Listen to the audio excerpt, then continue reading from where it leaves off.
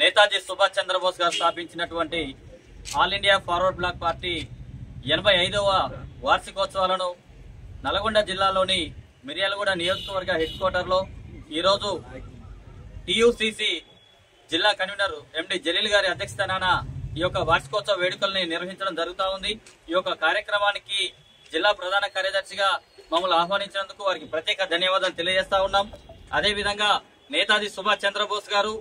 భారతదేశ స్వాతంత్ర్యం కోసం, అదే విధంగా భారతదేశంలో సమూల మార్పులు తీసుకురావడం కోసం ఒక పెద్ద ఎత్తున ఉద్యమాన్ని తీసుకొచ్చి ఆ రోజున భారతదేశ ప్రజల యొక్క స్వేచ్ఛ కోసం పోరాటం చేసి ఆజాద్ హిందూ ఫౌజ్ అని చెప్పి ఒక పెద్ద ఉద్యమాన్ని స్థాపించినటువంటి మహనీయుడు అనివార్య కారణాల దృష్ట్యా ఆయన అఖిల భారత కాంగ్రెస్ పార్టీకి 2 సార్లు జాతీయ అధ్యక్షుడిగా పనిచేసినప్పటికీ అనివార్య కారణాల దృష్ట్యా ఆయన బయటకు వచ్చి ఇక్కడ ఆల్ ఇండియా ఫార్వర్డ్ బ్లాక్ పార్టీని స్థాపించి ప్రజలకు సేవలు చేయాలన్న ఉద్దేశంతో ఎంతో ఆలోచన శక్తితోటి ఆయన దూరదృష్టితో చేసినటువంటి కృషి ఫలితంగానే ఈ రోజున మన అందరం ఆయన యొక్క మనలను ఆయన యొక్క సేవలను గుర్తు చేసుకుంటూ మనం ఈ యొక్క పార్టీ ఆవిర్భావ దినోత్సవాన్ని అదే విధంగా పార్టీ పేరుతోటి ఎన్నో రకాల సేవా కార్యక్రమాలను చేసుకుంటూ ప్రజా సమస్యలపైన అనినిత్యం పోరాటాలు చేస్తున్నటువంటి పరిస్థితి ఈ రోజు మనం అందరం చూస్తా ఉన్నాం। అదే విధంగా మచ్చలేని నాయకుడు, అదే విధంగా ఒక రియల్ హీరో అనేటువంటి మరణము లేని వ్యక్తి, జననం మాత్రమే ఉన్నటువంటి భారతదేశ ఏకైక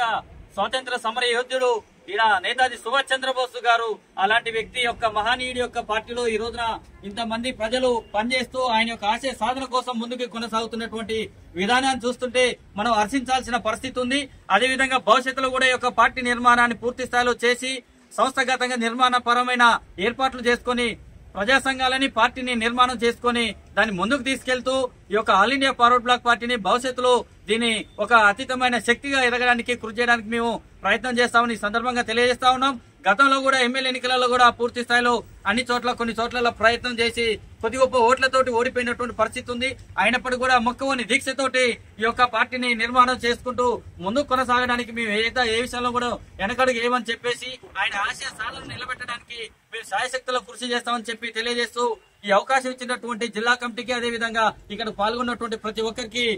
పేరున ప్రత్యేక ధన్యవాదాలు తెలియజేస్తూ ఈ యొక్క అవకాశం ఇచ్చినందుకు ధన్యవాదాలు తెలియజేస్తా ఉన్నాం।